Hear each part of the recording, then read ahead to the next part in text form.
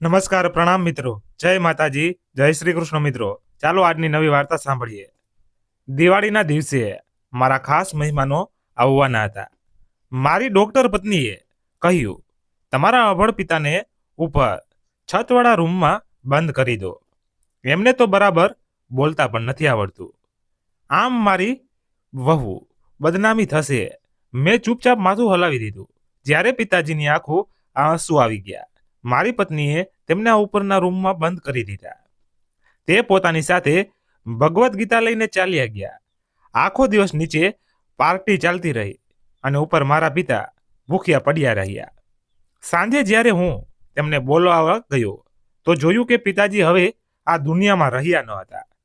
ભગવદ્ ગીતા ખુલ્લી હતી અને હાથમાં એક કાગળ હતો. મેં કાગળ ખોલ્યો તો મારો જીવ કંપી ગયો, કારણ કે તેમાં લખ્યું હતું કે ચંદ્ર કિશોરે પોતાના દીકરાના ભણતર માટે પોતાની ભેંસ ચંપાને વેચી દીધી હતી.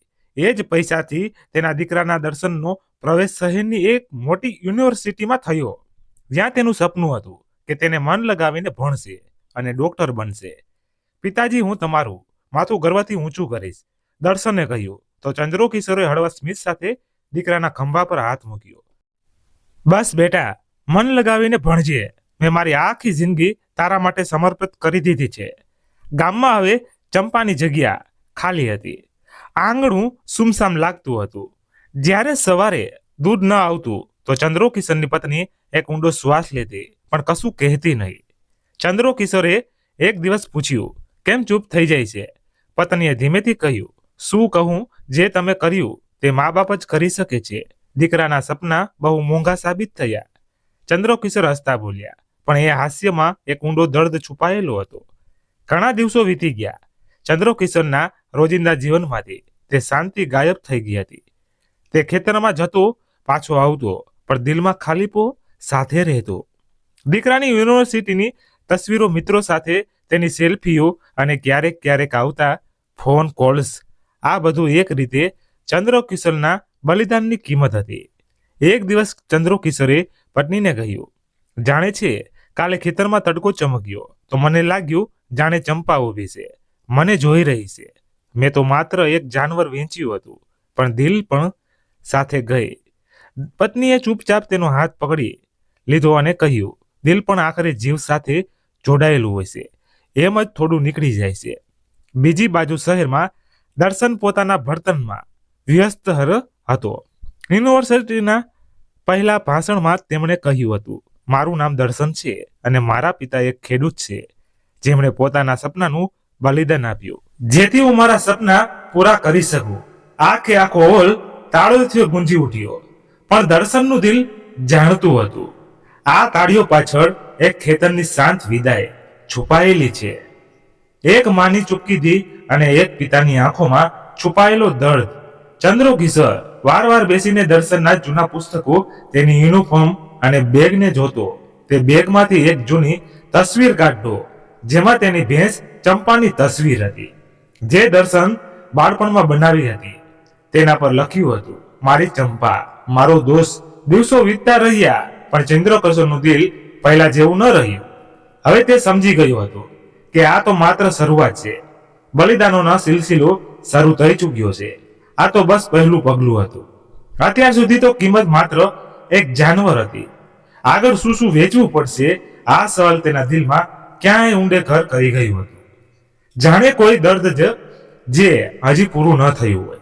રાતના સન્નાટામાં ચંદ્ર કિશોરની પત્ની ચૂપચાપ જાગી. ચૂલા પાસે બેસીને ધીમો દીવો પ્રગટાવ્યો. રૂમમાં આડો પ્રકાશ ફેલાયો તો ચંદ્ર કિશોરનો થાકેલો ચહેરો દેખાવા લાગ્યો. તે બેઠો હતો, હાથમાં કેટલાક કાગળો લઈને, જેને તે વારવાર જોઈ રહ્યો હતો. જાણે તેના પર લખેલી રકમ તેના મનમાં હથોડાની જેમ વાગી રહી હોય. આ દર્શનના આગલા સેમેસ્ટરની ફીનું બિલ હતું. આ વખતે ₹1,00,000 ગત વખતે જ ભેંસ વેચી હતી. તેનાથી તો માત્ર શરૂઆત થઈ હતી. હવે આ સપનું પૂરા અસ્તિત્વ સાથે તેમના દરવાજે ઊભું હતું અને તેની ભૂખ વધતી જતી હતી. પત્નીએ ચિંતિત સ્વરમાં પૂછ્યું, શું થયું? ફરીથી વધારી દીધી? ચંદ્રો કિશોર ગરદન ઝુકાવીને માથું હલાવ્યું, જાણે કહેવાની તાકાત ન વધી હોય. હવે શું વેચશો? ચંદ્રો કિશોરે કશું ન કહ્યું. બસ પોતાની જૂની કબાટની ચાવી ઉઠાવી અને કબાટ ખોલીને તે જમીનના કાગળો કાઢ્યા, જે તેના ઘરની હતી. નહીં ચંદ્રકિશોર, આ ન કરો, આ આપણા ઘર છે, આપણે ક્યાં જઈશું? ચંદ્રકિશોરે સ્વયં ભરેલી આંખોથી કહ્યું, જો આ છત મારા દીકરાના સપના નીચે આવી જાય તો હું ખુશીથી તેને ગીરવી મૂકી દઈશ, પણ તે ડોક્ટર બનશે. બોસ, થોડા વધુ વર્ષ પત્ની ચૂપ થઈ ગઈ, જાણે કોઈએ તેના શ્વાસ રોકી દીધા હોય. આ જ ઘરમાં તેણે પોતાની યુવાની વિતાવી હતી, બાળકોને ઉછેર્યા હતા. દિવાલો પર હાથોનું નિશાન હતા, છત પર રશિયાળાનો તડકો અને ઉનાળાની ચાંદની વસેલી હતી. પણ હવે આ બધું કોઈ સપનાની બલી ચડી રહ્યું હતું. થોડા દિવસો પછી ચંદ્રકિશોર શહેરની બેંકમાં બેઠો હતો. સામે કાગળો મૂક્યા હતા, માથા પર પરસેવો હતો અને દિલ પર દેવાનો બોજ લોન મંજૂર થઈ ગઈ. ઘર ગીરવે મૂકી દેવાય, પૈસાની ફી જમા કરાવવામાં આવી અને દર્શનનું આગલું વર્ષ પણ શરૂ થઈ ગયું. દર્શન ખૂબ ઉત્સાહિત હતો. પિતાજી, હું આગામી પ્રયોગશાળાના સંશોધનમાં સામેલ થઈ રહ્યો છું. ડોક્ટર વિશાલ મને ઓળખવા લાગ્યા છે, મારું નામ યુનિવર્સિટીના બોર્ડ પર પણ આવશે. ચંદ્રકિશોરે હસીને સાંભળ્યું, પણ અંદરથી દરેક ઈંટની કિંમત અનુભવી. મહિનાઓ વીતતા ગયા, ફ્રી વધતી ગઈ. હવે આગલો વારો પાડોશની જમીનનો હતો. તે જમીન જે ચંદ્રકિશોરે હંમેશા ભવિષ્ય માટે બચાવી રાખી હતી, હવે તે પણ વેચવા લાગી. એક દિવસ પત્નીએ કહ્યું, ચંદ્રકિશોર, ક્યારેય વિચાર્યું છે જો તે ડોક્ટર ન બની શક્યો તો આપણે ક્યાં જઈશું? ચંદ્રકિશોરે વાત કાપતા કહ્યું, તે જરૂર ડોક્ટર બનશે. મને ઉપરવાળા અને દીકરાની મહેનત પર વિશ્વાસ છે. દર્શન યુનિવર્સિટીમાં પ્રખ્યાત થઈ ચૂક્યો હતો. મિત્રો, બન્યા ભાષણો થયા, તસવીરો સોશિયલ મીડિયા પર આવી. તે એક નવા વાતાવરણમાં પોતાને મોટું સમજવા લાગ્યો. એક દિવસ તેણે ફોન પર કહ્યું, પિતાજી, મેડિકલ સેમિનાર કોલકાતામાં છે, જવું જરૂરી છે. રજીસ્ટ્રેશન ફી રૂપિયા 5,000 છે અને મુસાફરીનો અલગ ખર્ચ. શું શક્ય બનશે? ચંદ્રકિશોરે માથું ઝુકાવીને હા પાડી દીધી. જો કે ખિસ્સામાં માત્ર 3,000 હતા. તે ફરી બજાર ગયો, જૂના વાસણો વેચ્યા, બકરીનું બચ્ચું વેચ્યું અને દીકરા માટે પૈસા મોકલી દીધા. ગામમાં લોકો વાતો કરવા લાગ્યા, ચંદ્રકિશોર બધું વેચી રહ્યો છે, દીકરાના સપના પાછળ પાગલ થઈ ગયો છે. કેટલાક દુઃખી થઈને કહેતા, ભગવાન કરે દર્શન ખરેખર ડોક્ટર બને, નહીં તો ચંદ્રકિશોરનું બધું બરબાદ થઈ જશે. પત્ની હવે મોટા ભાગે ચૂપ રહેવા લાગી હતી. તેના ચહેરા પર સતત ચિંતા છવાયેલી રહેતી હતી. એક સાંજે ચંદ્રકિશોર બેઠો હતો, હાથમાં એક જૂનો લોટો હતો, જેના પર દર્શનને બાળપણમાં પોતાનું નામ અને દિલનું નિશાન બનાવ્યું હતું.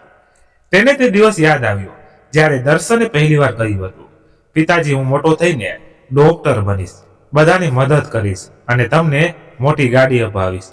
ચંદ્રકિશોરની આંખો ભરાઈ આવી. તેમણે આકાશ તરફ જોયું અને કહ્યું, હે ભગવાન, મારી કુરબાની વ્યર્થ ન જાય. હવે તે સમય આવી ગયો જ્યારે છેલ્લું ખેતર પણ વેચવાનું હતું. આ વખતે ચંદ્રકિશોરનો અવાજ પણ ભીનો હતો. દસ્તાવેજો પર સહી કરતી વખતે તેના હાથ ધ્રુજી રહ્યા હતા. પત્ની રૂમમાં આવી અને બોલી, હવે તો સમય થઈ ગયો. ચંદ્રકિશોર, જો કોઈ છત બચશે તો બસ આકાશની હશે. પણ ચંદ્રકિશોરે બસ એટલું જ કહ્યું, છેલ્લું સેમેસ્ટર છે, બસ એકવાર આ પૂર્ણ થઈ જાય. જ્યારે દર્શનને ખબર પડી કે પિતાજીએ છેલ્લી જમીન પણ વેચી દીધી છે તો તેના ચહેરા પર એક પળ માટે છન્નાટો છવાઈ ગયો. પણ પછી તેણે પોતાને સંભાળ્યો. પિતાજી, હું તમને નિરાશ નહીં કરું, મારી અંતની પરીક્ષાની તૈયારી પૂરી છે. ચંદ્રકિશોરે તેને દુઆઓ સાથે વિદાય આપી, પણ દિલમાં એક અજીબ ડર બેસી ગયો હતો, જેને સપના પૂરા થવાને બદલે કોઈ અંધારામાં ખોવાઈ રહ્યા હોય. ઉનાળાની ગરમી હતી, પરીક્ષાનો છેલ્લો દિવસ હતો. દર્શનના હાથમાં પરસેવાથી ભીના હતા, દિલમાં અજાણી બેચેની હતી. પરીક્ષા ખંડના દરવાજે ઊભા રહીને તેણે છેલ્લી વાર અભ્યાસ દોહરાવ્યો, માની દુઆઓને યાદ કરી અને પરીક્ષા ખંડમાં દાખલ થઈ ગયો. તેને ખબર હતી કે આ માત્ર એક પરીક્ષા ન હતી, એક સફરનો ફેસલો, આ એક યાત્રાનો નિર્ણય હતો. એક એવી યાત્રા જે ચંદ્રકિશોરે પોતાના સપનાના પાયા પર શરૂ કરી હતી. પણ કિસ્મતની કલમ ક્યારેક ક્યારેક એ સપનાના રંગોને ફિક્કા કરી દે છે. પરીક્ષા પછી દિવસ રાત અને અઠવાડિયા જાણે થાંભી ગયા હતા. ચંદ્રકિશોર દર બીજા દિવસે દર્શનને ફોન કરતો, બેટા પરીક્ષા કેવી રહી? અને દર વખતે દર્શન ધીમા અવાજે જવાબ આપ્યો, પિતાજી ઈશ્વર ભલું કરશે. ચંદ્રકિશોર કંઈક અનુભવી રહ્યો હતો, કંઈક અસામાન્ય. તે હવે વધુ સમય પ્રાર્થનામાં વિતાવવા લાગ્યો. પત્ની હવે પહેલા જેવી શાંત ન રહી, સતત ચિંતામાં રહેતી હતી. એક દિવસ તેણે કહ્યું, જો ભગવાને ફળ ન આપ્યું તો ચંદ્રકિશોરે માત્ર એક વાક્ય કહ્યું, તો જે પણ થશે તે ભગવાનની મરજીથી થશે. પરિણામનો દિવસ આવી ગયો. દર્શને પોતાના મિત્રો સાથે કમ્પ્યુટર પર પરિણામ જોયું, પણ તેમાં પોતાનું નામ ન મળ્યું. તેનું દિલ બેસી ગયું, જાણે કોઈ એ તેની આત્માને ન કાઢી દીધી હોય. મિત્રો એ સાંત્વના આપી થપાથપ થપાવ્યા, પણ તે જાણતો હતો કે જેના માટે બધું દાવ પર લગાવ્યું હતું એ જ સપનું આજે જમીનમાં દફન થઈ ગયું છે. તે દિવસ ખૂબ ભારે હતો. દર્શને ચંદ્રકિશોરને ફોન કર્યો, પણ શબ્દો ગળામાં જ અટકી ગયા. માત્ર એટલું કહી શક્યો, પિતાજી હું પાસ ન થઈ ચૂક્યો. બીજી બાજુ સંપૂર્ણ ખામોશી હતી. પછી ચંદ્રકિશોરનો તૂટેલો અવાજ આવ્યો, ઠીક છે બેટા, ભગવાન સારું કરશે. ચંદ્રકિશોરના અવાજમાં તે હાર હતી, જે કોઈ યુદ્ધ અને અંતિમ યુદ્ધ પહેલા અનુભવાય છે. તેણે ફોન બંધ કર્યો અને ઘણા સમય સુધી એ જ દર્દના બોજ નીચે બેઠો રહ્યો. પંખીઓ પોતાના માળામાં પાછા ફરી રહ્યા હતા. સૂરજ આથમી રહ્યો હતો, પણ ચંદ્રકિશોરનો ચહેરો જાણે સમયની બહાર હતો. રંગહીન નિર્જવ પત્નીએ આશ્ચર્યથી પૂછ્યું, શું થયું? ચંદ્રકિશોરે ધીમેથી કહ્યું, દર્શન ફેલ થઈ ગયો. પત્ની બેસી ગઈ, જાણે કોઈએ તેના પગ નીચેથી જમીન ખેંચી લીધી હોય. તો હવે આપણે શું કરીશું? ચંદ્રકિશોરે લાંબો શ્વાસ લેતા કહ્યું, ખબર નહીં, કદાચ તે કોઈ નોકરી શોધી લે. થોડા દિવસો પછી દર્શનનો ફોન આવ્યો. હવે એક હોસ્પિટલમાં નાની નોકરી મળી ગઈ છે. સહાયકની પગાર ઓછો હતો, પણ કંઈ ન હોવા કરતા સારું હતું. ચંદ્રકિશોરે જબરજસ્તી હસીને કહ્યું, સારી વાત છે બેટા, કામ કોઈ નાનું નથી હોતું. પણ તેના દિલે ચૂપચાપ કહ્યું, જે દિવસે મેં આ સપનું ખરીદ્યું તેને પરિણામ આ ન હોવું જોઈએ. નંદકિશોર અને તેની પત્નીએ જૂના ગાને પાછળ છોડી દેવાનો નિર્ણય કર્યો.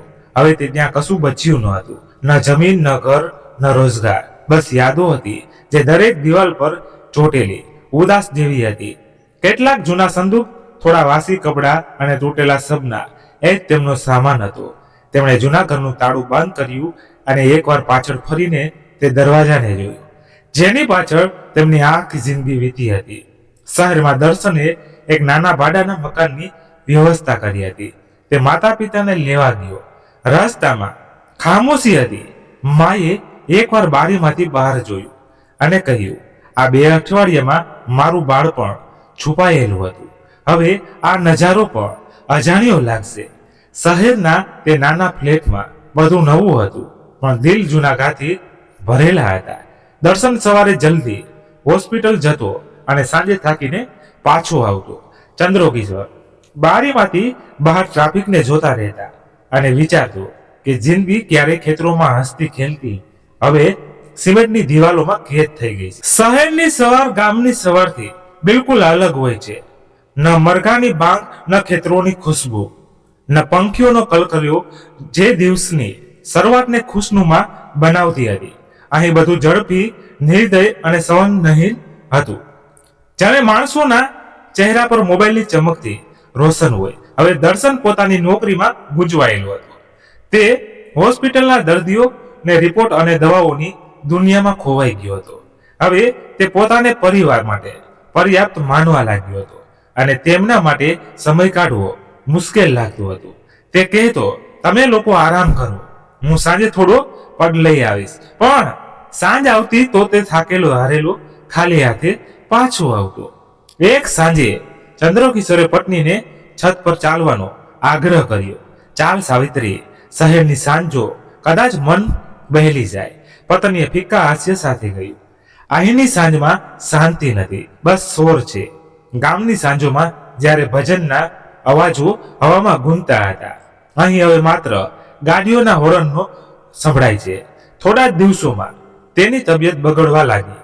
ચંદ્રકિશોરે દર્શનને કહ્યું, બેટા, તારી માની તબિયત ઠીક નથી લાગતી, કોઈ સારા ડોક્ટરને બતાવી લે. દર્શને બેદરકારીથી જવાબ આપ્યો, પિતાજી, હું પોતે હોસ્પિટલમાં છું, દવા પણ લઈ આવ્યો છું, બસ સમયસર ખવડાવી દેજો. ચંદ્રકિશોરે કંઈ કહેવા માંગતો હતો પણ ચૂપ થઈ ગયો.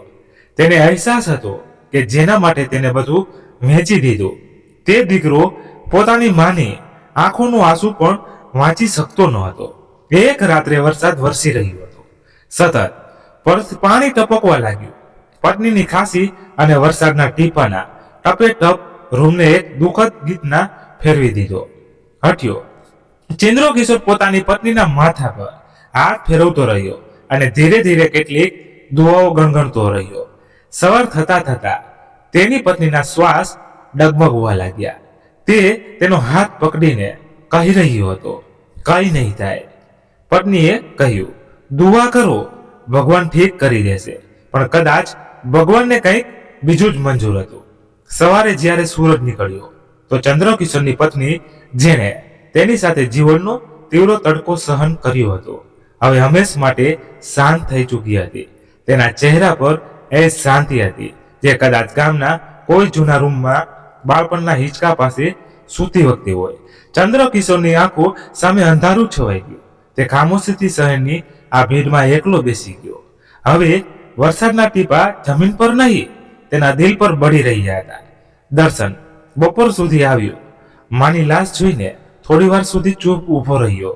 પછી ઔપચારિક આંસુ વહાવ્યા અને અંતિમ સંસ્કારની વ્યવસ્થામાં લાગી ગયો. પિતાજી, તમે ચિંતા ન કરો, હું બધું સંભાળી લઈશ. અગ્નિદાહની પ્રક્રિયા શાંતિપૂર્વક થઈ. કોઈ નજીકનો સગો પાસે ન હતો, માત્ર થોડા પાડોશીઓ અને ચંદ્રકિશોરની અધૂરી દુઆઓ. સ્મશાનના ચિતાને અગ્નિ આપતી વખતે ચંદ્રકિશોરે માથું ઝુકાવી લીધું અને બસ એટલું જ કહ્યું, હવે તને આ દુનિયાની ભાગદોડ અને શોરની મુક્તિ મળી ગઈ. અંતિમ સંસ્કાર પછી ચંદ્રકિશોર બહુ સમય સુધી ત્યાં જ બેઠો રહ્યો. તેની પત્નીની કહેલી વાત યાદ આવી રહી હતી, આ સપના આપણને ડૂબાડી દેશે, નહીં તું સાચું કહેતી હતી. અને પછી તે સંપૂર્ણપણે શાંત થઈ ગયો, જાણે તેની અંદર બોલવાની શક્તિ જ ખતમ થઈ ગઈ હોય. હવે તે કોઈની સાથે દલીલ ન કરતો, કોઈ વસ્તુની માંગ ન કરતો. બસ દરરોજ સવારે ગીતાનો પાઠ કરતો અને દિવસભર પત્નીની જૂની સાડીઓનો પાલવ છાતીએ લગાવીને કોઈ ખૂણામાં ચૂપચાપ બેઠો રહેતો. એક દિવસ દર્શને કહ્યું, પિતાજી, શું તમે હવે ગામ પાછા જવા માંગશો? ચંદ્રકિશોરે એક નજર દીકરા તરફ જોઈ અને કહ્યું, હવે ત્યાં શું છે? તે તો બધું વેચી દીધું. હવે તો કદાચ મારી અસ્થિનો પણ અહીંની ગંગામાં જ વિસર્જિત થશે. દર્શનના ચહેરા પર એક પળ માટે શરમનો ભાવ આવ્યો, પણ પછી તે પોતાના મોબાઈલમાં વ્યસ્ત થઈ ગયો. શહેરની જિંદગીએ ચંદ્રકિશોરને અંદરથી ખોખલો કરી દીધો. હવે ગામની ખુલ્લી હવા, માટીની સુગંધ, લીમડાના ઝાડની છાયા, આ બધું હવે માત્ર એક સપનું બનીને રહી ગયું હતું. હવે માત્ર બંધ બારીઓ, ઘૂંટણનો દુખાવો અને ઊંઘ વગરની રાતો બાકી હતી. તે દરરોજ રાત્રે પથારી પર સૂઈને પોતાની પત્નીની તસવીરને જોતો અને ધીમે ધીમે કહેતો, મેં સપના પાછળ બધું આ દઈ દીધું. પણ હવે એ ન જાણ્યું કે સપના પણ ક્યારેક છાતીના દફન થઈ શકે છે. હવે તે પોતાની જિંદગીના એવા વળાંક પર હતું જ્યાં ન કોઈ ઈચ્છા બચી હતી, ન કોઈ આશા, માત્ર ખામોશી હતી અને દીકરાના વર્તનની બેરૂપી. રૂમમાં સન્નાટો ગુંજતો હતો. બારી બહારનો પ્રકાશ પણ અંધારા જેવું લાગતો હતો અને સમય માત્ર દિવાલની ઘડિયાળમાં ચાલતો હતો, દિલમાં નહીં. ચંદ્રકિશોર દિવસભર ચૂપચાપ બેઠો રહેતો અને દર્શન સવારે હોસ્પિટલ અને સાંજે પોતાના મોબાઈલમાં વ્યસ્ત થઈ જતો. બાપ દીકરા વચ્ચે ન કોઈ ઝઘડો હતો, ન કોઈ પોતાપણું, બસ એક ઠંડુ અંતર હતું. આ દિવસોમાં હોસ્પિટલમાં દર્શનની મુલાકાત ડોક્ટર અમૃતા સાથે થઈ. તે ઉંમરમાં દર્શનથી થોડી મોટી હતી, પણ વ્યક્તિત્વમાં મજબૂત, આત્મનિર્ભર અને પ્રભાવશાળી હતી. અમૃતા એક સશક્ત અને પ્રતિષ્ઠિત મહિલા, ચારુલતાની દીકરી હતી અને પોતાના સ્વભાવમાં આત્મનિર્ભર અને સ્પષ્ટ હતી. દર્શન જે વારવાર જીવનમાં તૂટ્યો હતો, અમૃતાની ગંભીરતા અને મજબૂત સ્વભાવથી પ્રભાવિત થયો. ધીરે ધીરે બંને વચ્ચે મિત્રતા થવા લાગી. અમૃતાને પણ દર્શનની સજનગી, ચૂપકીદી અને વિનમ્રતા ગમી. એક દિવસ તેણે દર્શનને કહ્યું, મારી માં ઈચ્છે છે કે હું કોઈ અમીર ઉદ્યોગપતિ સાથે લગ્ન કરું, પણ મારું દિલ કહે છે કે તારા જેવા સાચા માણસ સાથે જીવન વિતાવવું વધુ સારું રહેશે. દર્શન થોડી વાર ચૂપ રહ્યો, પછી બોલ્યો, મારી પાસે ન તો દોલત ન કોઈ ઊંચું પદ. એક વૃદ્ધ પિતા છે જે હવે બીમાર રહે છે અને હું પોતે પણ એક અધૂરા સપનાનો તૂટેલો ભાગ છું. અમૃતા હસીને બોલી, તો પછી આપણા બંનેનો મેળ સારો રહેશે. હું મજબૂત છું, તું સાચો છે. મારા ઘરની દિવાલો તો છે, પણ સંબંધોનો પાયો ન હતો. થોડા જ દિવસોમાં અમૃતાએ પોતાના માતા પિતાને રાજી કર્યા અને સંબંધ મોકલ્યો. ચંદ્રકિશોરે પહેલા દર્શનની વાત ચૂપચાપ સાંભળી, પછી થોડી વાર વિચારીને કહ્યું, બેટા, જો તને લાગે છે કે તારી જિંદગી વધુ સારી બનાવી શકાય છે તો મારી દુઆઓ તારી સાથે છે. ચંદ્રકિશોરને આશા થઈ કે કદાચ હવે દર્શનને એક પોતાનું ઘર મળશે. કદાચ તે પોતે પણ તે સાંકડા મકાનમાંથી નીકળીને કોઈ સારી જગ્યાએ જઈ શકશે. લગ્ન સાદગીથી થયા, પણ અમૃતાના ઘરની ચમક દમક, ફેશન, મોંઘા કપડાં અને ઘમંડી નજરોએ ચંદ્રકિશોરને અંદરથી નાનો અને નબળો અનુભવ કરાવ્યો. લગ્ન પછી જ્યારે ચંદ્રકિશોર વહુને વિદાય થતી જોઈ રહ્યો હતો તો તેના દિલમાં એક અજીબ ખાલીપો હતો. જાણે આ લગ્નમાં કંઈક અધૂરું હતું. કોઈ ભાવના, કોઈ પોતાપણું. લગ્નના થોડા જ દિવસો પછી દર્શન અને અમૃતાએ ચંદ્રકિશોરને પોતાની સાથે જ શહેરના મોંઘા વિસ્તારમાં આવેલા ઘરમાં રાખી લીધો. ચંદ્રકિશોર માટે એક અલગ નાનો રૂમ રાખવામાં આવ્યો, જે મુખ્ય દરવાજા પાસે હતો. શરૂઆતમાં અમૃતાનું વર્તન ઔપચારિક હતું, પણ જલ્દી જ તેમાં કઠોરતા અને ઉપેક્ષા દેખાવા લાગી. એક દિવસ જ્યારે ચંદ્રકિશોર સવારે ચા લેવા માટે રસોડા પાસે આવ્યો તો અમૃતાએ ગુસ્સામાં કહ્યું, જો ચા બનાવવી હોય તો જાતે બનાવી લો, હું અહીં નોકરાણી નથી. ચંદ્રકિશોર એક પળ તેને જોઈ અને પછી ધીમેથી કહ્યું, દીકરી, હું તો માત્ર પાણી લેવા આવ્યો હતો. અમૃતાએ ટૂણું મારતા કહ્યું, તો પછી વાસણો કેમ અડો છો? આ ઘરમાં મફતનું ખાવાનું નથી મળતું. તે જ વખતે દર્શન રૂમમાંથી બહાર આવ્યો અને અમૃતાએ વાત બદલી દીધી. પણ ચંદ્રકિશોરનું દિલ પહેલી વાર ચૂપચાપ ઘાયલ થઈ ચૂક્યું હતું. થોડા દિવસ પછી રાત્રિ ભોજન પછી અમૃતાએ ચંદ્રકિશોરના વાપરેલા વાસણો તેના હાથમાં પકડાવી લીધા અને કહ્યું, આ ધોઈ નાખો. બહારની નોકરાણી સવારે આવશે તો નારાજ થઈ જશે. ચંદ્રકિશોરે આશ્ચર્યથી જોયું, પછી ચૂપચાપ બહાર જઈ વાસણો ધોવા લાગ્યો. ઠંડી રાત હતી, હવા પણ ઠંડી હતી. તે વાસણો ધોતો રહ્યો. તેના કપડાં ભીંજાઈ ગયા અને હાથ ધ્રુજવા લાગ્યા, પણ દિલની ઠંડક શરીરની ઠંડક કરતા વધુ હતી. જ્યારે તે હાથ લૂંચીને પોતાના રૂમ તરફ પાછો ફર્યો તો એક પ્લેટ હાથમાંથી પડીને તૂટી ગઈ. અમૃતા દોડતી આવી અને બોલી, આ પ્લેટ મારા ડિનર સેટની હતી, બહુ મોંઘી હતી. તમારા જેવા લોકોને કિંમતી વસ્તુઓની કોઈ કદર નથી હોતી. ચંદ્રકિશોર ચૂપ રહ્યો, પણ દર્શને ગુસ્સામાં કહ્યું, પિતાજી તમને કહ્યું હતું ને, વાસણોને ધ્યાનથી સંભાળજો, દરેક વસ્તુ ખરાબ કરી દઉં છું. ચંદ્રકિશોરે પહેલી વાર કંઈ ન કહ્યું, ન કોઈ સફાઈ આપી, બસ ચૂપચાપ પોતાની પથારી પર બેસી ગયો, માથું ઝુકાવીને જાણે પોતાની અંદર કંઈક દફન કરી રહ્યું હોય. રાત્રે તે મોડે સુધી જાગતો રહ્યો. તેને પોતાની પત્નીની જૂની ચાદરને આંખોએ લગાવી અને પહેલી વાર દીકરાના અવાજમાં પોતાના માટે અંતર અનુભવ્યું. મેં બધું તને આપ્યું બેટા, પોતાના કરતા વધુ ચાહ્યો, પણ આજે તારા ઘરમાં હું એક અજાણ્યો છું. દર્શન, જે ક્યારે પોતાની મા સામે મેં નરમ દિલનો હતો, હવે અમૃતાના પ્રભાવમાં આવીને કઠોર થતો જઈ રહ્યો હતો. પ્રેમ હવે બોજ બની રહ્યો હતો.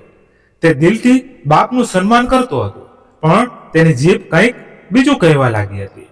ઘરે એ જ હતું, દિવાલો એ જ હતી, દરવાજા પણ એ જ હતા, પણ ચંદ્રકિશોર માટે હવે દરેક દરવાજો બંધ થઈ ચૂક્યો હતો, સિવાય કે તે રૂમનો, જેને અમૃતાએ બાબાનો રૂમ કહીને બાકીના ઘરની અલગ કરી દીધો હતો. એક સમય હતો જ્યારે ચંદ્રકિશોરની હાજરી ઘરમાં બરકત સમજાતી હતી, પણ હવે તે જ અસ્તિત્વ એક અનચ્છીય બોજ બની ચૂક્યું હતું. દર્શન સવારે જલ્દી કામે નીકળી જતો અને અમૃતા હવે ખોલીને પોતાના અસલી રંગો બતાવવા લાગી હતી. તે હવે કોઈ દયા કે શરમને માનવાવાળી ન હતી. ચંદ્રકિશોરની ચોખ્ખીદીની તેણે તેની નબળાઈ સમજી લીધી હતી અને રોજ તે નબળાઈનો તે કોઈને કોઈ નવો લાભ ઉઠાવતી હતી. એક દિવસ અમૃતાએ ઘરમાં નવો કબાટ લગાવવાનો નિર્ણય કર્યો. કારીગરો આવ્યા અને આખા ઘરનો સામાન આમ તેમ થવા લાગ્યો. ચંદ્રકિશોરનો જૂનો પલંગ, તેના કેટલાક પુસ્તકો અને તેની પત્નીની યાદોથી ભરેલો એક નાનો સંદૂક પણ રૂમમાંથી બહાર કાઢી નાખવામાં આવ્યો. ચંદ્રકિશોર આંગણામાં બેઠો ચૂપચાપ આ બધું જોઈ રહ્યો હતો. કારીગરો તે સંદૂક ઘસડી રહ્યા હતા, જેમાં તેની પત્નીના લખેલા પત્રો, લગ્નની તસવીરો અને દર્શનના બાળપણની સ્મૃતિઓ સુરક્ષિત હતી. બેટા, એ સંદૂક જરા ધીરે રાખજો, ચંદ્રિક કિશોરે કહ્યું. હું પણ અમૃતા ઝડપથી આગળ વધી અને બોલી, અંકલ, આ બધો જૂનો નકામો સામાન છે. જો તમને આટલો જ પ્રિય છે તો તેને તમારા રૂમમાં રાખો, પણ મારા બેઠક રૂમમાં આ ગંધાતી વસ્તુઓ નહીં ચાલે. ચંદ્રકિશોર ચૂપચાપ તે સંદૂક પોતાના રૂમમાં ખસેડીને ખૂણામાં મૂકી દીધો. તે મૌન હતો, પણ અંદર એક કસક હતી જેને કોઈએ યાદોને ધૂળમાં મિલાવી દીધી હોય. બીજા દિવસની પીડા કંઈક અલગ હતી. અમૃતાએ એક મોંઘી જાતનો પાલતુ કૂતરો પાડ્યો, જેને તે પોતાના બાળક જેવું માનતી હતી. આ આપણા પરિવારનો નવો સભ્ય છે, અમૃતાએ ગર્વથી કહ્યું. તે કૂતરો આખા ઘરમાં સ્વતંત્ર રીતે ફરતો, પણ જેવો ચંદ્રકિશોરના રૂમ પાસે આવતો ભસવા લાગતો. અમૃતા મજાક ઉડાવતા કહેતી, અંકલ, મારો ડોગી તમને જોઈને ડરી જાય છે. કદાચ તમારા શકલથી જ તેને કોઈ જૂની લડાઈ યાદ આવી જાય છે. એક દિવસ જ્યારે ચંદ્રકિશોર વ્રત માટે સ્નાન કરવા જઈ રહ્યો હતો, તે જ કૂતરો તેના પગમાં ગૂંચવાઈ ગયો. ચંદ્રકિશોર લથડીને જમીન પર પડી ગયો. તેના હાથમાંથી લોહી નીકળી આવ્યું. અમૃતા દોડતી આવી, પણ ચંદ્રકિશોર તરફ નહીં, સીધી કૂતરા પાસે. મારા બાળક, તને લાગ્યું તો નથી? પછી તે ચંદ્રકિશોર તરફ વળી અને બોલી, અંકલ, તમે જોઈ નથી ચાલી શકતા? જો મારા કૂતરાને કઈ થઈ જાય તો. ચંદ્રકિશોર ઘાયલ હાથ છોડ્યો, પછી કૂતરાને અને પછી અમૃતાને. દીકરી, હું પડી ગયો હતો, તેને કહ્યું. અમૃતાએ કડક અવાજે કહ્યું, પડવું તો તમારી આદત બની ગઈ છે, પણ જો ફરીવાર મારા ડોંગીને કંઈ થયું તો હું સહન નહીં કરું. તે રાત્રે ચંદ્રકિશોરે દર્દમાં વિતાવી. દીકરા દર્શનને કંઈ કહેવાનું મન થયું, પણ તરત જ દિલે રોક્યો. જેને આંખો બંધ કરતી વખતે માના મૃત્યુના સમાચાર આપવામાં આવ્યા હોય, તે દિલનો હાલ શું સમજશે? થોડા દિવસ પછી ચંદ્રકિશોરની જૂની ખાટલી તૂટી ગઈ. કમરમાં દુખાવો અસહ્ય થઈ ગયો. તેને અમૃતાને કહ્યું, દીકરી, જો નવી ખાટલી ન અપાવી શકો તો જૂનું ગાદલું જ બનાવી દો, બહુ તકલીફ છે કમરમાં. અમૃતાએ આંખો સંકોચીને કહ્યું, અંકલ, આ કોઈ દાન પુણ્ય સંસ્થા નથી. જો અહીંની સુવિધાઓ પસંદ નથી તો વૃદ્ધાશ્રમ ચાલ્યા જાઓ, ત્યાં તમારા જેવા જ લોકો રહે છે. આ વાત ચંદ્રકિશોરના દિલ પર જાણે વીજળી બનીને પડી. જે ઘરની એક ઈંટમાં મારી મહેનત છે, જ્યાં તમે હવે મને જગ્યા નથી. તે રાત્રે ચંદ્રકિશોરે જૂના સંદૂકમાંથી પોતાની પત્નીનો દુપટ્ટો કાઢ્યો, ચહેરા પર રાખ્યું અને રડતા ગઈ, હું હોત તો આ બધું ન થવા દે. તું હોત તો મારો દીકરો મને આમ લાચાર ન જોવા.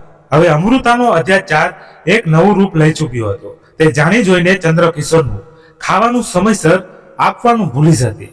ક્યારેક કહેતી, અરે અંકલ માટે ખાવાનું રાખવાનું ભૂલી ગઈ. ક્યારેક કહેતી, તેમણે તો હમણાં જ નાસ્તો કર્યો છે, અથવા તો રાતની બચેલી સડેલી શાકભાજી આપી દો. પિતાજીને તેમને કોઈ ફરક નથી પડતો. તે વારવાર ચંદ્રકિશોરના સાદા પહેરવેશને પર પણ ટિપ્પણી કરતી. ક્યારેક કોઈ એ જમ્યું છે? સસરાને પાયજામા કમીઝમાં મહેમાનો સામે આવતા ભગવાન ખાતર એમને રૂમમાંથી બહાર ન નીકળવા દે. હવે ચંદ્રકિશોરને ભોજનના સમયે ઘરની બહાર દરવાજા પાસે થાળી પકડાવી દેવામાં આવતી. ક્યારેક વાસી રોટલી, ક્યારેક બચેલું શાક, તે બધું ચૂપચાપ ખાઈ લેવો, જાણે જિંદગીની અપમાનજનક દશાને પોતાની નિયતિમાંને ચૂક્યું હોય. એક દિવસ ચંદ્રકિશોરે સંદૂકમાંથી પત્નીની લખેલી એક પ્રાર્થના કાઢી, હે પ્રભુ, જે દીકરા માટે બધું છોડ્યું, તેના ઘરમાં જો જગ્યા ન મળી તો પોતાના ઘરે બોલાવી લે. તારી ધરતી પર સ્થાનની કોઈ કમી નથી. શિયાળાની એક ઠંડી સવારે જ્યારે સૂરજની કિરણો પણ બારીઓમાં ડોક્યું કરતા ડરી રહી હતી, ચંદ્રકિશોર ઊંઘ અધૂરી છોડીને ઉઠી ગયો. ન શરીરમાં ગરમાટું હતું, ન દિલમાં આશા. પથારી પર ફળેલો ધાબળો વારવાર ઘસી રહ્યો હતો, જાણે હવે તે પણ આ વૃદ્ધથી કંટાળી ગયો હોય. ઠંડી હવા દરવાજાની તિરાડોમાંથી અંદર આવી રહી હતી, પણ ચંદ્રકિશોરની અંદરની ઠંડક કે મોસમ કરતા ક્યાંય વધુ ક્રૂર હતી. હવે અમૃતા રોજ સવારે દરવાજો ખખડાવીને કહેતી, અંકલ ચા બનાવવી હોય તો વાસણો ધોઈને આવો. એક જમાનો હતો જ્યારે ચંદ્રકિશોર ખેતરોમાં આખો દિવસ મહેનત કરતો હતો અને સાંજે ચૂલા પાસે બેસતો હતો તો તેની પત્ની ચૂપચાપ ચા બનાવવા લાવતી હતી અને બલને સાથે બેસતા કહેતી, હવે તે બધી યાદો ભૂતકાળની છાયા બનીને રહી ગઈ છે. આજે પણ તે વાસણો લઈને બહાર ગયો. પાણી બરફ તરફ જેવું ઠંડુ હતું. હાથ ધ્રુજી રહ્યા હતા. નીચે ઝૂકીને નળ ખોલ્યો તો કપડા સુધી ઠંડી પસરી ગઈ. ઠંડી હવાઓએ કમર પર ઈજાની જેમ અસર કરી. હાથોમાં ફેન નહોતું બની રહ્યું, આંગળીઓ શૂન્ય થઈ રહી હતી, પણ તે ચૂપચાપ વાસણો ધોતો રહ્યો, જાણે આ તેનું કર્તવ્ય હોય. પાછા ફરતી વખતે અમૃતાની કિંમતી પ્લેટ એક સામાન્ય ઠોકરથી ફર્શ પડીને તૂટી ગઈ અને જાણે ઘરમાં તોફાન આવી ગયું હોય. અમૃતા ઝડપથી બહાર આવી. અવાજ ઊંચો હતો, આ શું કર્યું તમે? આ પ્લેટ મારા બ્રાન્ડેડ ડિનર સેટની હતી. આ માએ ભેટમાં આપી હતી. તમને ખબર પણ છે કેટલી મોંઘી હતી? ચંદ્રકિશોર નજર ઝુકાવીને બસ એટલું જ કહ્યું. દીકરી, ભૂલ થઈ ગઈ. હાથ શૂન્ય થઈ ગયા. અમૃતાએ હાથ હલાવતા જવાબ આપ્યો, ભૂલ દર વખતે તમારાથી કંઈક ને કંઈક તૂટે છે. બસ હવે બહુ થયું. વસ્તુઓને સંભાળીને રાખો. આ દરમિયાન દર્શન રૂમમાંથી નીકળ્યું. આંખો હજી પણ ઊંઘથી ભરેલી હતી, પણ પત્રીના અવાજે તેને જગાડી દીધો હતો. શું થયું? અમૃતાએ જણાવ્યું, તમારા પિતાએ મારી પ્લેટ તોડી દીધી. મેં તમને કેટલી વાર કહ્યું છે કે એમને વાસણોથી દૂર રાખો. દર્શન ફરીને પિતાને જોયા. પિતાને કૃપા કરીને તમે બધા કામ છોડી દો. જો શરીર સાથ નથી આપવું તો કઈ પણ અડશો નહીં. મારે દર વખતે શરમાવું પડે છે. ચંદ્રકિશોરે કઈ કહ્યું નહીં. બસ પોતાની ભીની આંખો ઝુકાવી ધીમે ધીમે રૂમ તરફ પાછા ફર્યા. રૂમમાં આવીને દરવાજો બંધ કર્યો અને પોતાની જાતને દિવાલ સાથે લગાવીને નીચે બેસી ગયા. આંખોમાંથી આંસુ વહેવા લાગ્યા. તે આંસુ જે વર્ષોથી કુરબાનીઓનું ફળ ન પામી શક્યા. તે દર્દ જે શબ્દોમાં ન ટાળી શકાય. મેં તારા માટે બધું ત્યાગી દીધું બેટા. તે ધીમેથી ગણગણ્યા. જમીન વેચી, ઘર છોડ્યું, પત્ની ગુમાવી, પણ આજે આ સાંભળવું પડ્યું રહ્યું છે. તે મારા હાથ ધ્રુજે છે. તેના ડુસ્કા ધીમે ધીમે વધતા ગયા, પણ તે ઘરની દિવાલો હવે તે ડુસ્કાની આદતી થઈ ચૂકી હતી.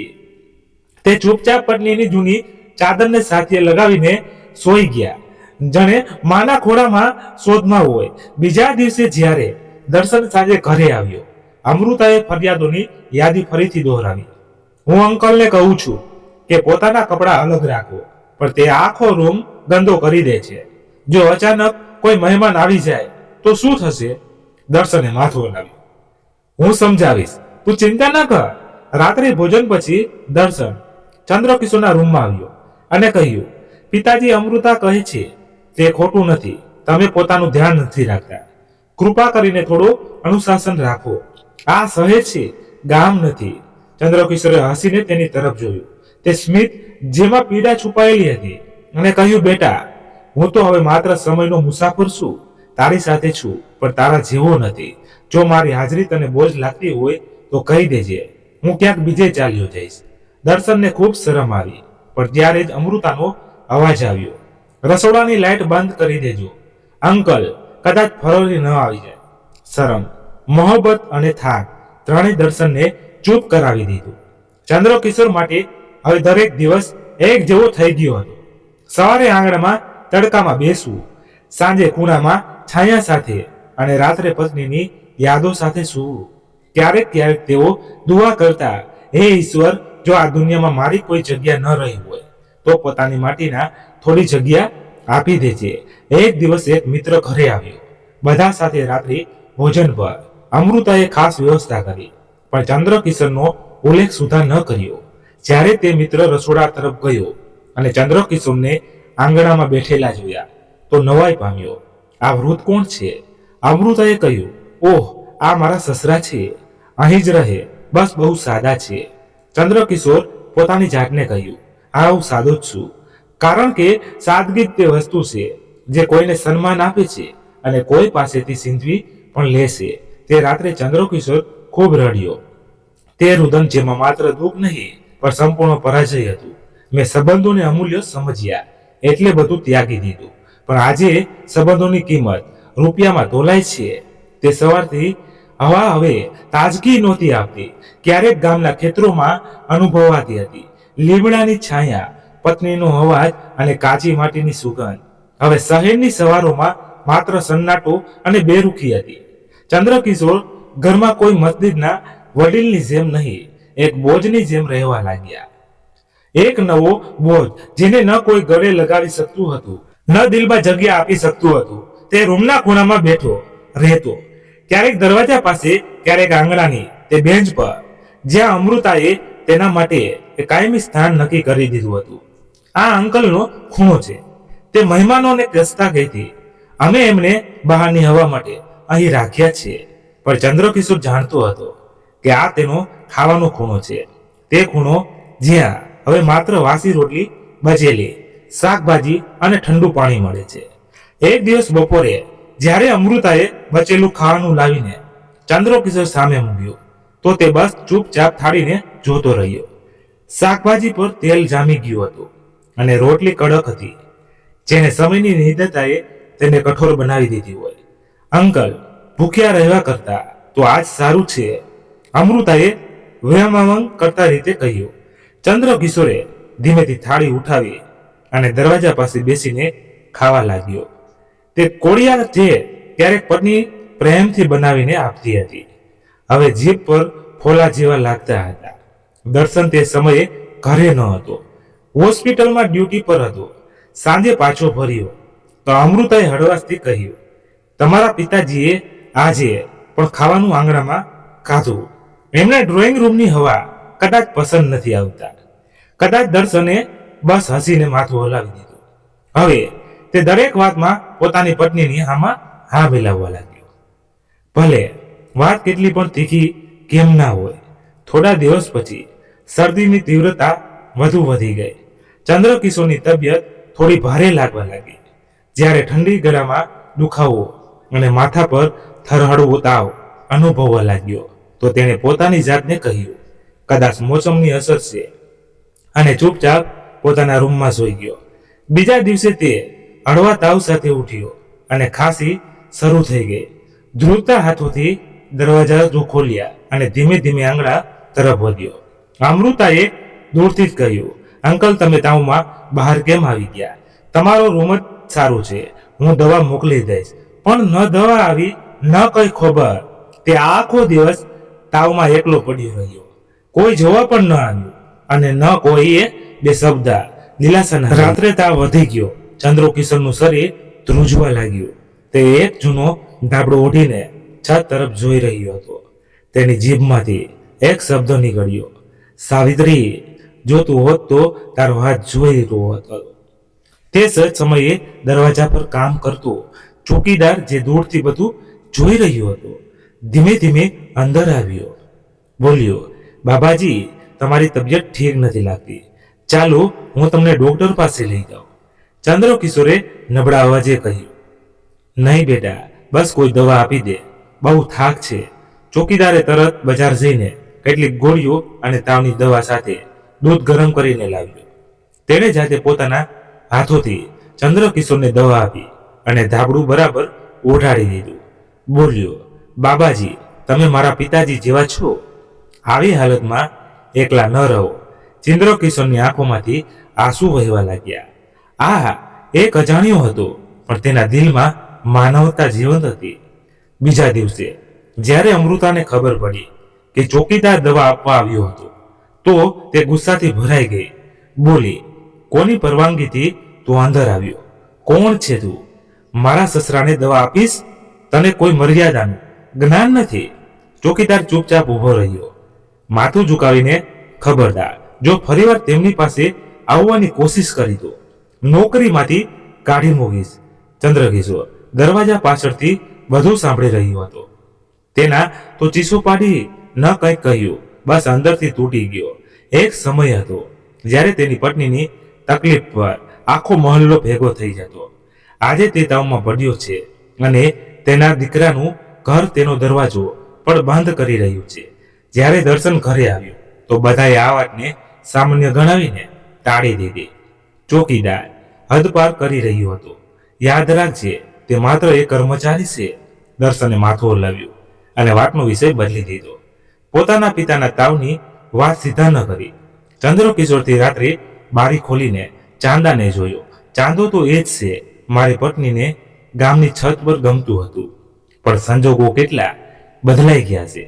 તેણે એક જૂનો રૂમાલ કાઢ્યો, જેમાં તેની પત્નીએ હળદર અને કંકુથી ઓમ શ્રી રામ લક્ષા લખ્યું હતું. તે રૂમાલ હજી પણ તેમાં તેની પત્નીની મમતાને સુગંધ સમેટતો હતો.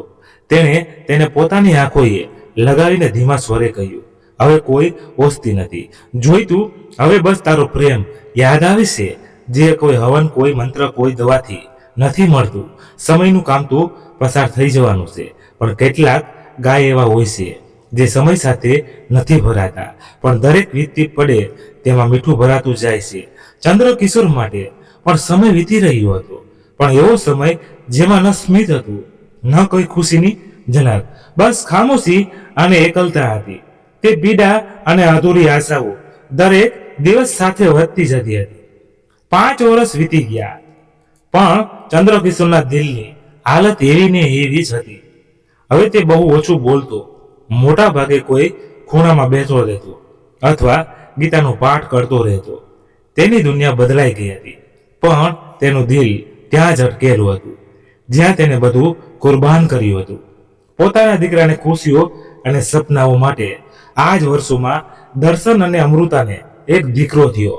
તે ઘરમાં હાસ્ય ખુશી સંભળાઈ રહી, પણ તે હાસ્યની પળોમાં તે વૃદ્ધ બાપ માટે કોઈ જગ્યા ન હતી. બાળકના જન્મના દિવસે ચંદ્રકિશોર દરવાજા પાસે બેઠો રહ્યો. ન કોઈ આવીને તેને ખુશખબરી આપી, ન મીઠાઈ આપી, ન અભિનંદન આપ્યા. જ્યારે હોસ્પિટલથી પાછા ફર્યા તો ચંદ્રકિશોર દૂરથી ડોક્યું કરતો રહ્યો કે કદાચ કોઈ તેને બાળક બતાવી, પણ અમૃતાએ બાળકને છુપાવીને રાખ્યું. આ ગામવાળા હોય છે, જરા વાત ફેલાવે છે, બાળકની પાસે ન જવા દેતા. અમૃતાએ દર્શનને કહ્યું. દર્શને ઉદાસીથી માથું હલાવી દીધું. કદાચ તેને અંદરથી કંઈક અનુભવાય, પણ જીભ બંધ રહી અને પત્નીની મરજી તેની આંખોનો હુકમ બની ચૂકી હતી. ચંદ્રકિશોરે ક્યારેય બાળકને ખોળામાં લેવાની જીદ ન કરી, ન તેને સ્પર્શવાની કોશિશ કરી. બસ રાત્રે દુઆ કરતો, હે ઈશ્વર, જે ચહેરો દુનિયા નથી બતાવી રહી તે મને સપનામાં બતાવી દે, જેથી હું જાણી શકું કે મારું સંતાન કેવું દેખાય છે. સમય વીતતો ગયો. ચંદ્રકિશોર હવે એટલો નબળો થઈ ચૂક્યો હતો કે ચાલતી વખતે તેને દિવાલનો સહારો લેવો પડતો. કમર ઝૂકી ગઈ હતી. તે નવી લઈ આવી હતી, પણ મનમાં એક જ પ્રાર્થના બાકી રહી ગઈ હતી, હે ભગવાન, જ્યારે પણ મારો સમય આવે મને પ્રાર્થનામાં જ પોતાની પાસે બોલાવી લેજે. એક દિવસ ઘરમાં ભોજન સંભાળવાનું આયોજન કરવામાં આવ્યું. આખા પરિવારના સભ્યો આવવાના હતા. બધા લોકો સજાવટ અને તૈયારીઓમાં વ્યસ્ત હતા. અમૃતાએ સવારથી જ વ્યવસ્થાઓ શરૂ કરી દીધી હતી, પણ તેણે સૌથી પહેલા ચંદ્રકિશોરને છતવાળા રૂમમાં મોકલી દીધો. અંકલ આજે ઉપર જ રહે છે, નીચે મહેમાનો આવી રહ્યા છે. જો કોઈ અજાણ્યો વૃદ્ધ દેખાશે તો લોકો શું વિચારશે? ચંદ્રકિશોરે મૌન સાંધી લીધું. પોતાના હાથમાં ભગવદ્ ગીતા લઈને છત તરફ વધી ગયો. પગ ધ્રુજી રહ્યા હતા, પણ તેની જીભ પર કોઈ ફરિયાદ ન હતી. બસ મન કહી રહ્યું હતું, આ મારા દીકરાનું ઘર છે, પણ તેમાં મારા માટે કોઈ સ્થાન નથી. ઉપર નાના રૂમમાં પહોંચીને તેને પ્રાર્થનાની ચટાઈ પાથરી અને બેસી ગયો. નીચેથી સગાઓની વાતો, હાસ્ય અને ભગવાનની સુગંધ આવી રહી હતી. બધું જાણે જીવનનો ઉત્સવ હોય, પણ ચંદ્રકિશોરનું જીવન હવે માત્ર એક વિરાણીમાં સમેટાઈ ગયું હતું. બપોર પછીની આરતીના સમયે તેને પોતાના નાના મંદિરમાં દીવો પ્રગટાવ્યો. હાથ જોડીને શાંત ભાવે બેસી ગયો અને આંખો મીચી લીધી. લાંબા સમય સુધી તે એમ જ ધ્યાનમાં લીન રહ્યો. કદાચ કોઈ પ્રાર્થના કરી રહ્યું હોય અથવા પોતાના મનની અંદરના સંઘર્ષોનો ઉકેલ શોધી રહ્યો હતો. અમૃતા અને દર્શન મહેમાનોની આગતા સ્વાગતમાં વ્યસ્ત હતા. કોઈને એ પણ ધ્યાન ન હતું કે તેમનો વૃદ્ધ પિતા છત પર એકલો બેઠો છે. બીજા દિવસે જ્યારે સૂરજ નીકળ્યો તો તે સામાન્ય દિવસોની જેમ ઉજાસ ન લાવ્યું. ઘરમાં એક ઘેરું સન્નાટો હતો, એવો જાણે કોઈ અમૂલ્ય વસ્તુ ખોવાઈ ગઈ હોય, જાણે કોઈ દુઆઓની રોશની બુઝાઈ ગઈ હોય. દર્શનની આંખ ખુલી તો માથામાં હળવો દુખાવો હતો. રાત્રે મોડે સુધી મહેમાનોની યજમાનની વાતચીત અને તારીખોની ગુંજવા વાર યાદ આવી રહી હતી. અમૃતા રસોડામાં નાસ્તાની તૈયારીમાં લાગેલી હતી, પણ બંનેમાંથી કોઈએ પણ છત પર હાજર હોવાના પોતાના વૃદ્ધ પિતાની ખબર લેવાની તસ્દી ન લેતી. નોકરે ધીમેથી પૂછ્યું, સાહેબ ક્યાં છે? અમૃતાએ બેદરકારી કહ્યું, ત્યાં જશે, ભૂખ લાગશે તો નીચે આવી જશે. પણ દરવાજો ન ખોલ્યો. બપોર થવા આવી. સૂરજની કિરણો છત પર ચમકી રહી હતી અને અચાનક દર્શનને યાદ આવ્યું, પિતાજી ક્યાં છે? કાલથી તેમણે કદાચ કંઈ ખાધું પણ ન હતું. તે સીડીઓ ચડીને છત પર પહોંચ્યો. રૂમનો દરવાજો ખોલ્યો તો જોયું રૂમમાં હળવી રોશની બળી રહી હતી. ચંદ્રકિશોર પ્રાર્થનાની ચટાઈ પર ઝૂકેલો હતો, બિલકુલ શાંત. પિતાજી, દર્શને ધીમેથી બોલાવ્યા, પણ કોઈ જવાબ ન મળ્યો. તેને આગળ વધીને ખભાને સ્પર્શ્યો. ચંદ્રકિશોર હવે આ દુનિયાની ઉપેક્ષા, એકલતા અને અવહેલનાથી મુક્ત થઈ ચૂક્યો હતો. તે પ્રાર્થનાની ચટાઈ પર હતો, જેના પર વર્ષો સુધી તેને પ્રાર્થનાઓ માંગી હતી, અને તે જ હવે તેની અંતિમ મુસ્કાન બની ગઈ હતી. આખો સમય અંધારું છવાઈ ગયું. છાતીમાં દિલ ધડકવાનું ભૂલી ગયું હતું. તે ફરશ પર બેસી ગયો. એક પળ માટે જાણે બધું થંભી ગયું. અમૃતા ઉપર આવી. તેના ચહેરા પર કોઈ ગમ ન હતું, બસ હળવી નવાઈ. પછી તેણે ધીમેથી કહ્યું, ઈશ્વર તેમની આત્માને શાંતિ આપે. સારું થયું. શાંતિથી ચાલ્યા ગયા. નીચે તે ઉતરતા જ તે ગણગણી. આખરે એક બોજ ઓછો થયો. દર્શન કંઈ ન કહ્યું, બસ માથું ઝુકાવીને છત પરથી નીચે ઉતરી આવ્યો. અંતિમ સંસ્કારની જવાબદારી પડોશીઓ અને ચોકીદારે સંભાળી. ન કોઈ આંખ ભીની થઈ, ન કોઈ શોક સભા, ન કોઈ સાચા દિલથી કરેલી અંતિમ પ્રાર્થના. અંતિમ સંસ્કારની તૈયારી નાની હતી, પણ ચંદ્રકિશોરના કર્મો આકાશમાં નોંધાઈ ચૂક્યા હતા. તે જ વખતે ઘરમાં ફરી એક ઘેરી ખામોશી. અચાનક જ બાળક જે રાત સુધી માના ખોળામાં રમી રહ્યું હતું, અચાનક પેટ પકડીને ચીસો પાડવા લાગ્યું. માં બહુ દુખી છે. અમૃતા ગભરાઈ ગઈ. દર્શન ગભરાઈને આગળ વધ્યો. શું થયું બેટા? ક્યાં દુખે છે? બાળક તડપી રહ્યું હતું. તે બંને તેને લઈને તરત જ હોસ્પિટલ પહોંચ્યા. ડોક્ટરે તપાસ કરી. ચહેરો ગંભીર થઈ ગયો અને કહ્યું, બાળકને તરત જ આઈસીયુમાં લઈ જાઓ. એપેન્ડિક્સમાં ગંભીર સંક્રમણ છે. સ્થિતિ ખૂબ જ બગડી ચૂકી છે. અને અમૃતા સ્તનબંધ ઊભા રહી ગયા. 2 દિવસ પહેલા જ બાળક હસતું રમતું હતું. આજે જીવન અને મૃત્યુની લડાઈ લડી રહ્યું હતું. થોડા કલાકો પછી ડોક્ટર બહાર આવ્યો અને બસ એટલું જ કહ્યું, અમે પૂરી કોશિશ કરી, પણ બાળક હવે આ દુનિયામાં નથી રહ્યું. દર્શનના પગ નીચેથી જમીન ખસી ગઈ. અમૃતા ત્યાં જમીન પર બેસીને ચીસો પાડવા લાગી. આ શું થઈ ગયું? આપણો દીકરો.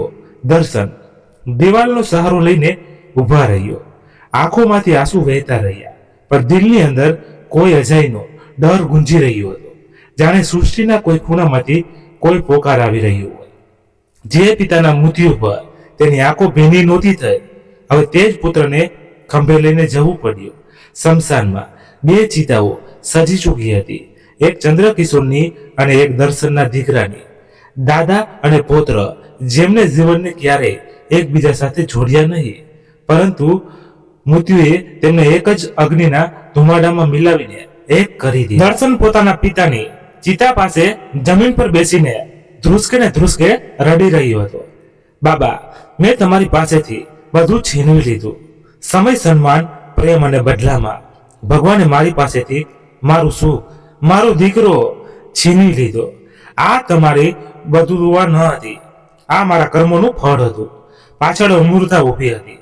આંસુ વહેવા છતાં તે સંપૂર્ણપણે શાંત હતી. તેની અંદર એક એવી આગ બળી રહી હતી જે માત્ર સંબંધોની બેટી અને અવગણના પર મળ્યા છે. એક એવી સજા જે હવે દરરોજ તેને અંદરથી ભસ્મ કરતી રહે. સ્મશાનનું વાતાવરણ ભારે હતું. સન્નાટો એટલો ઘેરો હતો જેને હવાએ પણ શ્વાસ લેવાનું છોડી દીધું હોય. હળવા લાકડા બંને તરફ નાખવામાં આવી રહ્યા હતા. એક ચંદ્રકિશોરના, જેને જીવન પર ત્યાગ કર્યો, અને બીજી તે પુત્રની, જેની માસૂમ હાસ્ય હવે ક્યારેય સંભળાશે નહીં. 2 પેઢીઓ છે જીવનમાં એકબીજાને સ્પર્શી પણ ન શકી. આજે ધરતી નીચે સાથે સૂઈ ગઈ. દર્શન સીતાના કિનારે બેઠો હતો. ચહેરાને બંને હાથોમાં છુપાવીને સતત રડતો રહ્યો. તે જ વ્યક્તિ જે ક્યારેય ચૂપચાપ વાસણો ધોતો રહ્યો અને કંઈ ન બોલ્યો, આજે પોતાનો અવાજ જ ખોઈ બેઠો હતો. તેને લાગી રહ્યું હતું જાણે સૃષ્ટિની દરેક કિરણ, દરેક કણ તેના પર દોષારોપણ કરી રહ્યું હોય. દરેક માટીનો કણ જાણે તેને પોકારી રહ્યું હોય. તે એક પિતાને એકલો છોડ્યો, એક પુત્રને દાદાના સ્નેહથી વંચિત કર્યો. પાસે ઉભેલી અમૃતા ચૂપ હતી. તેના ચહેરા પર હવે તે કઠોરતા ન હતી જે પહેલા હતી. બાળકના મૃત્યુએ તેની આંખોમાંથી ચમક અને હૃદયમાંથી શાંતિ છીનવી લીધી હતી. હવે તે જાણી ચૂકી હતી કે જે પિતાને તેને નોકર સમજ્યા છે તે વાસ્તવમાં ઈશ્વરની કૃપા હતા અને તેમને ખોઈને તે જ એક દંડના પડી ચૂકી હતી. દર્શને ધ્રુજતા હાથોથી ચંદ્રકિશોરની રાખ પર હાથ મૂક્યો અને ધીમેથી કહ્યું, બાબા, કાશ હું સમયસર સમજી ચૂક્યો હોત. કાશ તમારા માથા પર ક્યારેક સ્નેહથી હાથ ફેરવી ચૂક્યો હોત. કાશ હું તમને મારા શબ્દોથી એકલો ન છોડ. આંખોમાંથી વહેતા આંસુ હવે રોકાવાનું નામ નહોતા લઈ રહ્યા. તેને પોતાના દીકરાની રાખ તરફ જોયું અને બેભાન જેવો બોલ્યો, આ મારો જ નિર્ણય હતો. બાબા, જે દીકરા માટે તમારી મમતા ન સમજી, ઈશ્વરે તે જ દીકરો મારી પાસેથી છીનવી લીધો. થોડી વાર પછી લોકો ત્યાંથી ચાલ્યા ગયા. બસ બે ચિતાઓ રહી ગઈ અને એક વ્યક્તિ તેમની વચ્ચે બેઠો પોતાના કર્મોનો હિસાબ કરી રહ્યો હતો. મહિનાઓ, વર્ષો વીતી ગયા, પણ દર્શનનું મન ત્યાં જ અટકી ગયું. તે પળમાં જ્યારે તેણે પોતાના પિતાને અંતિમ વાર પ્રાર્થનાની ચટાઈ પર અંતિમ શ્વાસ લેતા છોડ્યો હતા. હવે તે વારવાર સુમસાન આવતો, બંનેની માટી વચ્ચે બેસતો, ભગવદ્ ગીતાનો પાઠ કરતો, આંખો બંધ કરતો અને માત્ર એક પ્રાર્થના કરતો, હે પ્રભુ, જે કમી મારાથી રહી ગઈ તેને મારા આંસુઓથી ક્ષમા કરી દે છે. માતા પિતાના બલિદાનોનું મૂલ્ય આ સંસાર ક્યારેય ચૂકવી શકતો નથી. જે સંતાન પોતાના માતા પિતાને સમયસર નથી સમજતો તેને જીવનમાં ક્યારેય સાચું સુખ નથી મળતું. જો સમયસર સંબંધોની ઓળખ ન કરવામાં આવે તો તે જ સમયે તેને છીનવી લે છે. માતા પિતાની પ્રાર્થના સ્વર્ગ છે અને તેમની અહેવાલના જીવનનું સૌથી મોટું દુર્ભાગ્ય. સંબંધોનું સન્માન કરો, કારણ કે જે ધરતી આજે શાંત છે તે જ કાલે આપણા માટે પણ નરમ કે કઠોર બની શકે છે. તો મિત્રો, આ વાર્તાનો નૈતિક સંદેશ એ છે કે માતા પિતા ઈશ્વરનું સ્વરૂપ હોય છે. જે સંતાન સમયસર તેમના પ્રેમ અને ત્યાગને નથી સમજતું તે જીવનમાં સાચું સુખ અને શાંતિ ખોઈ દે છે. સંબંધોનું સન્માન કરો, કારણ કે એકવાર ગયેલો સમય અને ખોવાયેલું પોતાપણું પાછું નથી આવતું. તો મિત્રો, આજની વાત પૂરી થઈ. આશા રાખું છું તમને વાત પસંદ આવી હશે. અને હા, મારા વહાલા મિત્રો, વાત પસંદ આવી હોય તો લાઈક કરી તમારા ખાસ મિત્રોને શેર કરો. અને હા, તમારે વાત વિશે શું કહેવું છે કોમેન્ટ કરીને જણાવજો. ધન્યવાદ. ફરી મળીએ નવી વાર્તા સાથે. ત્યાં સુધી બધા મસ્ત રહો, તંદુરસ્ત રહો. જય માતાજી, જય દ્વારકાધીશ. હર હર મહાદેવ, મહાદેવ, મહાદેવ. જય શ્રી રામ, જય બજરંગ બલી.